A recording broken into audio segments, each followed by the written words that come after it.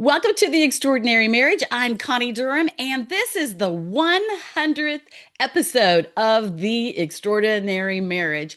That is a milestone when you reach 100 podcasts. And today we're going to be looking at relationship reset, desire, commitment, determination.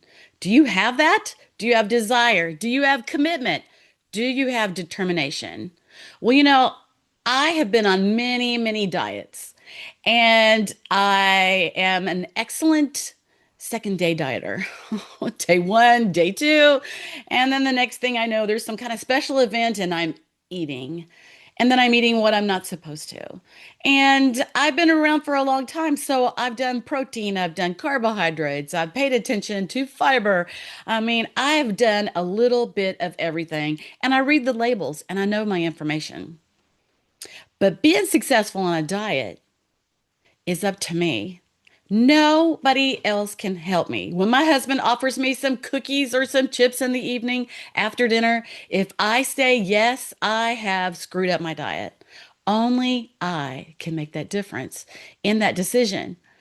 Well, after a while, when you fail and you fail and you fail, you finally just lose hope and you think, you know, why even try? But then when you don't even try, it just gets worse and worse. You keep gaining weight. You might know what I mean, or you might be in that younger place where I used to be, where I could just keep burning off those calories. The point is that until we're ready to make that change, until we're ready to make that reset, until we're ready to make that commitment and take action, nothing happens. And when we keep trying, kind of, but not really seeking out the correct help, those who can really help us, those who help us figure out what the problem really is, then we're just not successful. And when you're not as successful over and over and over, and if years and years and years go by, arguments, frustrations, you feel like, your spouse doesn't even see you anymore, doesn't pay any attention to you anymore, doesn't appreciate you anymore, you just kind of lose hope. And that's kind of where I was. But a few weeks ago, my daughter showed me a diet, some little something she was going on, and I won't go all into that. But she gave me a quick little 24-hour start. She told me she was doing it. She only had a few pounds to lose because she's skinny. And so I jumped on that. It was the right timing for me. I was ready. I was frustrated with where I was, and I was ready to make that change. Um, 2 days after that, we went out to lunch. And as we went out to lunch, I said, "Oh, what are you getting?" And she goes, "I'm getting a hamburger." And I'm like, "What do you mean you're getting a hamburger? We're on a diet." She goes, and I started telling her about all the logistics of how to lose weight on this particular diet. And she goes, "Oh, I haven't even read that. I'm just doing dee dee dee dee dee dee dee." And I'm like, grr, you know. But then let me say, at this moment, at my age, I'm a wife, a mom, a nana of 15 kids. I'm not young anymore, and things don't, that weight doesn't come off so easy anymore. But I've lost 9 pounds. I am so thankful. I am so grateful because I start to feel healthier. How would you like to reset to have a healthier marriage? Well, that's what we're doing today. You know what? We live in a time where people want a free society. It's like we want everything free. We want it to be easy. We want it to be fast. And if it's not, we just want to quit. Yeah, we just want to quit. But you can't quit life and you don't want to have to keep restarting. I've done Mary Kay for over 30 years. I was a sales director. I taught ballet class for 20 years. I've had many things I built in my life. And a lot of times I use things from like John Maxwell, Zig Ziglar. And if you're not in business, you don't know those things. But do you know that the concepts of business are really the same when it comes to your marriage, to the success in your marriage? Doing the same things, learning to grow, learning new things and new things that you're aware of, paying attention. I like to say you don't know what you don't know till suddenly one day this little light bulb goes off and you know it. So Zig Ziglar says, put something in before you take something out. We can't always have everything easy, fast, free. We want it all, right? Life's not like that. You got to do the work. Too many Americans spend more time planning their wedding than spending time planning their marriage. And that's another quote from Zig's book. We plan that wedding with, like for months. And we get all different kind of people to help us to make sure it's the best. We pick out the dress, the cake, set up the reception, send out the invitations. There's so many things that go into it. But have you planned your marriage? Have you thought about what you want in your marriage? Have you and your spouse discussed what's most important to you? Well, today I'm going to start with some simplicities of this. So, this is for you if you're feeling a little hopeless right now, kind of like I was about my weight. You're frustrated and you need to know, where can I start? I'm kind of burned out. Where do I start? Is this still possible to have a good relationship in my marriage? Or you are that proactive person who's always working on your marriage, your relationships, your family, your home. You're just proactive and you're always looking for better ways of doing things. You're in the right place. Disagreements in marriage cause us to feel hopeless. Just like I was when it came to that diet. I felt hopeless. I've tried so many times, so much time has passed by. I've had so many failures, excuse me, that I just thought, why even try? And I don't even think anything works. But praise God, this eating plan I'm actually currently on at this time uh, is working. And I got the sugar out of my system, and I got the chips and the salty stuff out of my system, and it's working. And I'm still eating, and I'm good. And I'm feeling healthier and I'm feeling better. How would you like your marriage to feel healthier, to feel better, to feel like you want to come together and enjoy one another? Well, I'm Connie. I am a wife, a mom, I'm a nana of 15, and I specialize in human behavior styles because we all have different personality styles. And that is what predicts whether you're a little critical, whether you get mad easily, whether you look at everything through rosy glasses like everything is bright and sunny, or whether you're one of those people who just kind of goes with the flow. Yeah, we're all different. We've all got pluses in those personality styles. We've all got minuses. We've got things that irritate our spouse. We have things that our spouse loves about us. But it's important to have more deposits into your marriage than it is withdrawals. And if you're taking away, if you're withdrawing that love energy by complaining or being in a bad mood or being unforgiving or whatever it is, you are withdrawing the love energy from your marriage. You're withdrawing the romance from your marriage. Everybody wants to keep that romance in their marriage. I've been married 46 years. And yes, there are ups and there are downs, but we keep working at it. We both work at it. Yeah, sometimes people are stressed. Some people are tired. Sometimes there's too many things going on. And, you're a little shorter with each other, but you keep working at it. You keep working at it. Are you ready for a reset today? Well, reasons couples have conflict are we emulate our parents. What was the relationship between your parents like? This is where you grew up. This is where you got your training. They're like your number one mentor, or are they? If they're not, take a look at what you didn't like or you don't want to bring forward into your marriage. Because if you're not aware of it and you don't take the time to look at it, you're going to do the same thing they did. Personalities might have been different. And you might not have that same conflict in your marriage. I hope not. Another thing is you might be opposites. When we talk about personality styles, behavior styles, some people are literally opposites, and a lot of times opposites attract. Why? Because you got what I don't have. And, like if I'm a quiet person, kind of an introvert, and, I have trouble meeting people and starting a conversation, and you're talkative and you're bubbly, then I kind of want that. But when you get married, then that can be an area of conflict. and trouble. See what I mean? Are you a person, another person, I want to ask you if you're a person on this, but it's like another reason couples have conflict is anger issues. If people get mad and angry about every little thing, it could be that they have issues from their past hurts. It could be a substance abuse, or they just get mad about everything. What's that about? You got to look for help.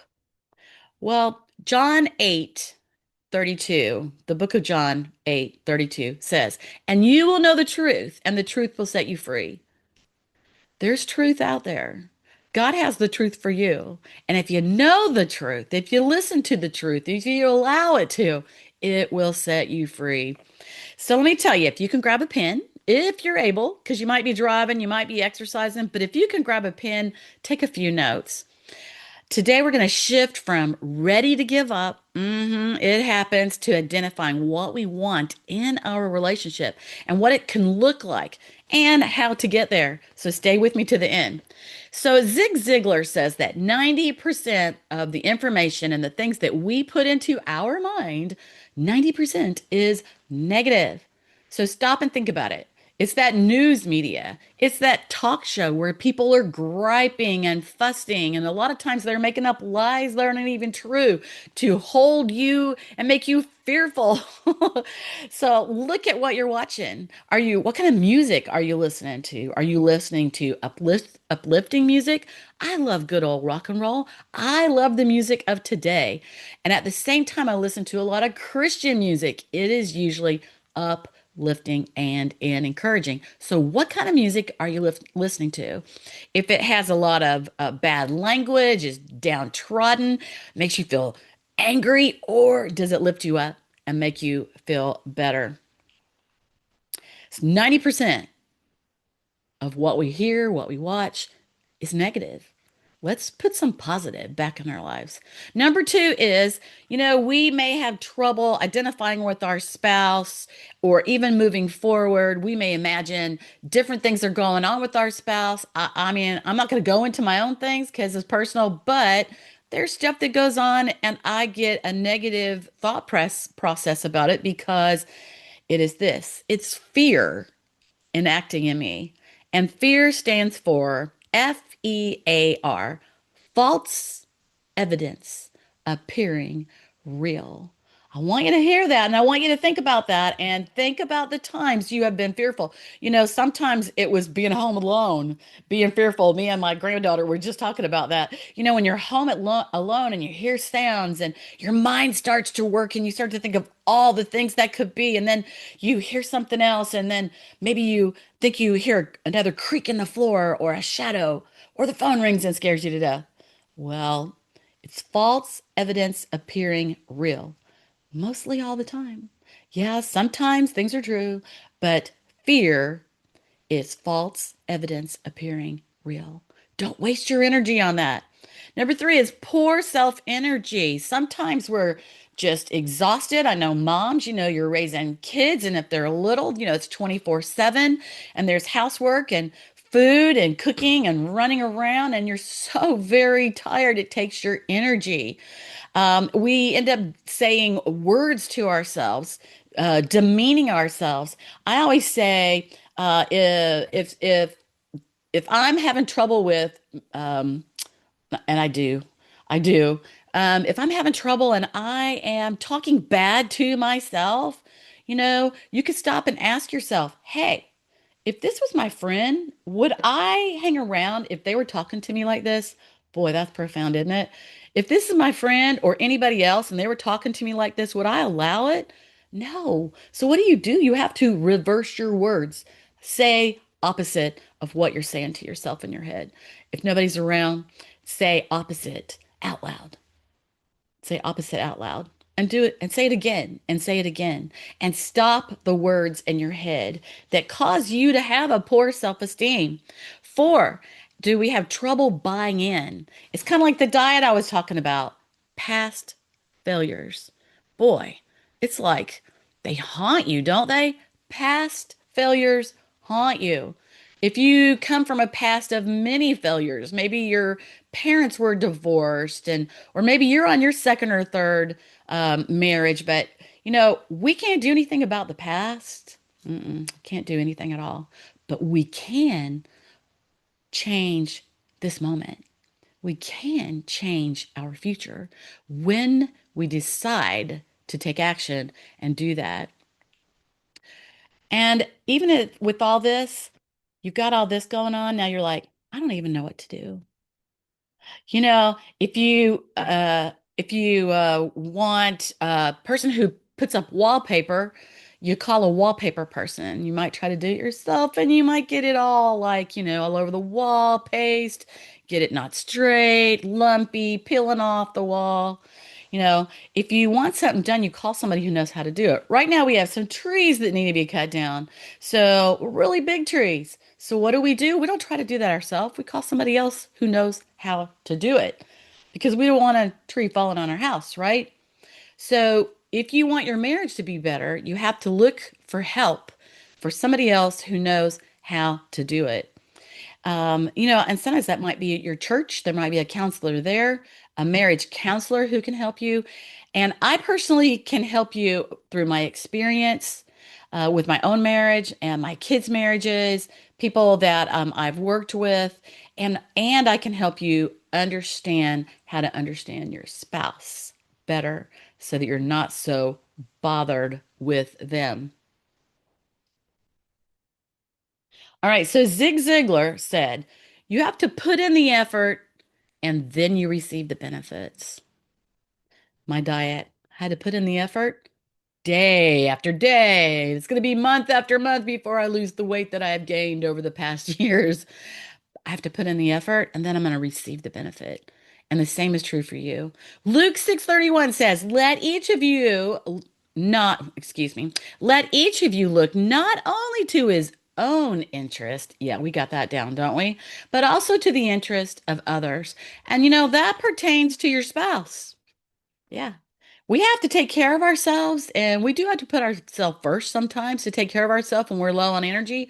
But, let each of you look not only to his own interest, but also to the interest of others. Let's substitute that word to your spouse, paying attention to their interests. All right. There's always my side, there's always your side, and then there's always the truth. My side, your side, the truth. Your side, your spouse's side, the truth. The news, their side, the other people's side, the truth. Yeah. Meeting in the middle. We all see things differently and we all see things our way usually, and we want to meet in the middle. So, do it right the first time.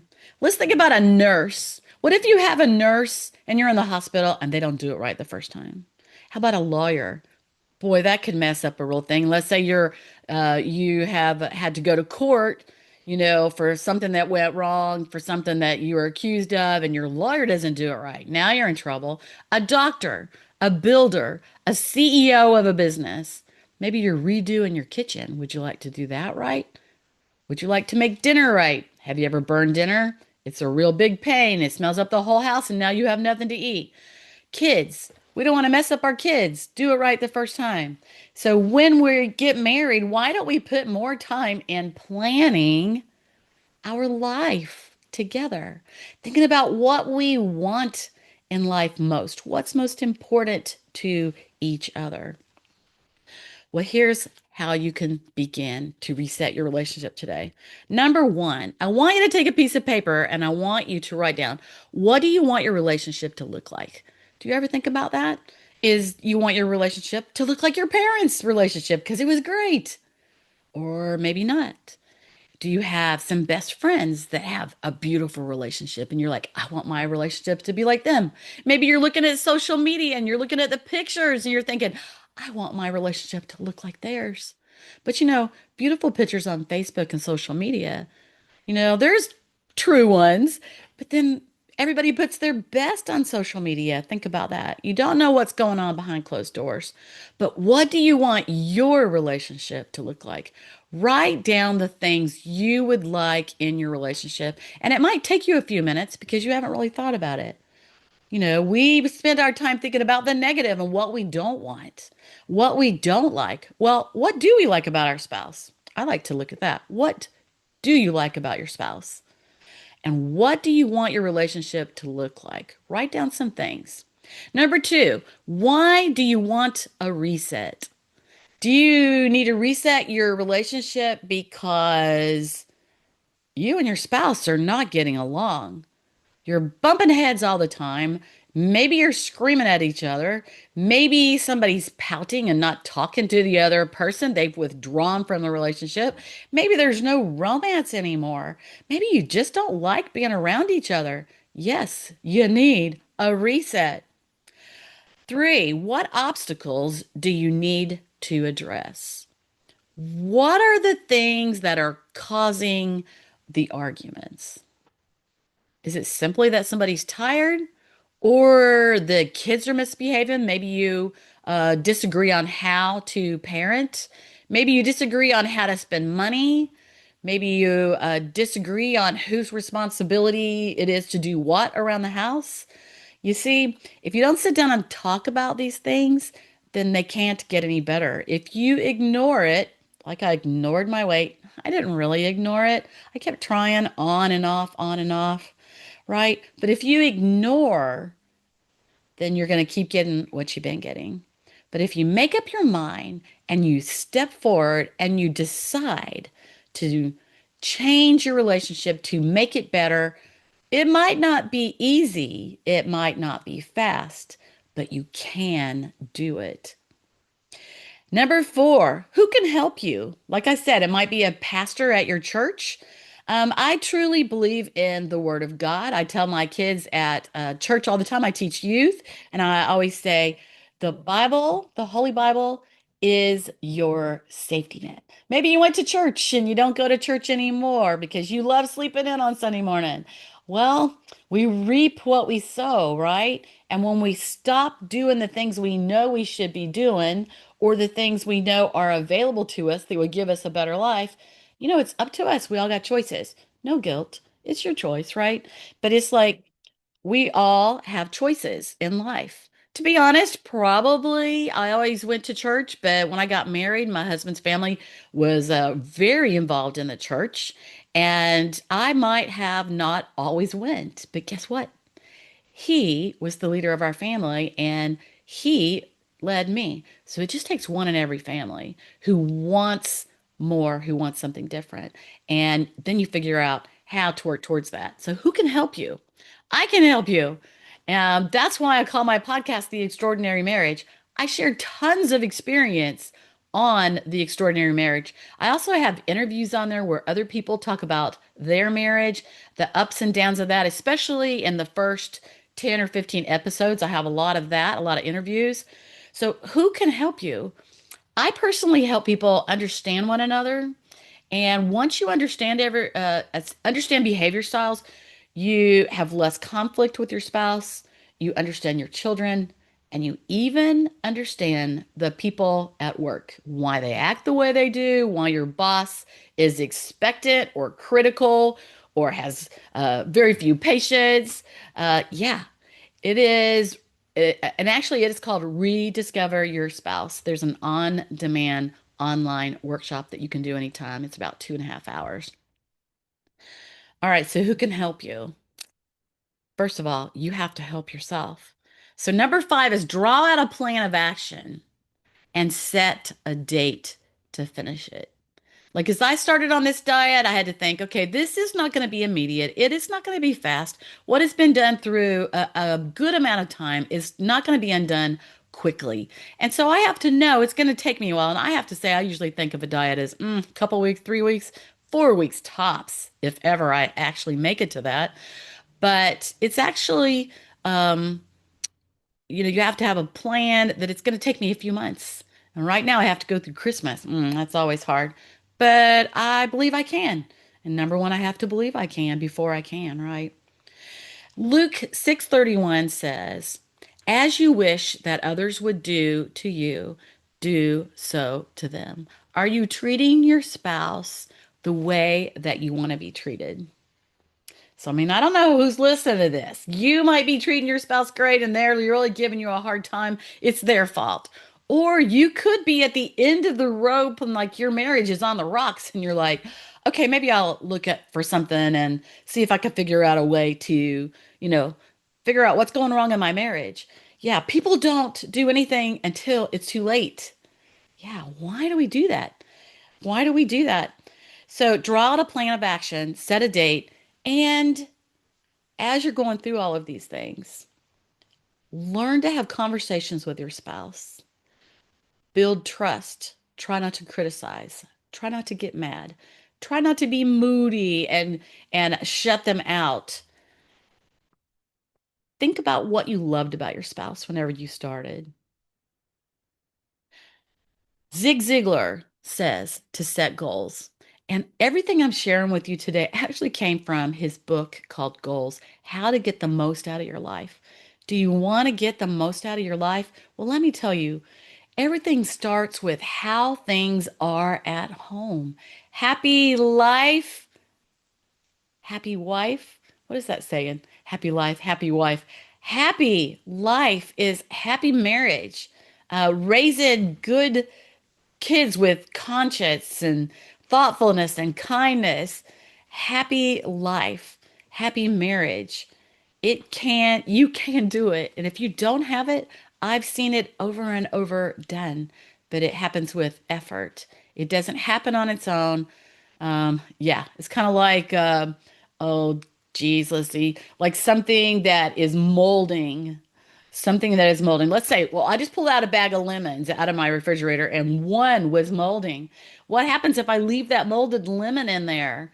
Then it's going to mold the one next to it and the one next to it. It's not going to get any better until I clean out that molded lemon and trash it, wash off the other one, and now they're all good to last a much longer time.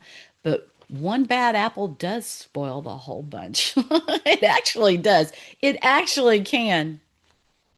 So, what can you do right now? You could subscribe to this. You can like it so others will see it. You can listen again and take notes because we always hear something the second time that we didn't hear the first, or we start to get ideas. When I'm listening to a great podcast and a positive speaker, I always get great ideas because it's a positive environment of can do.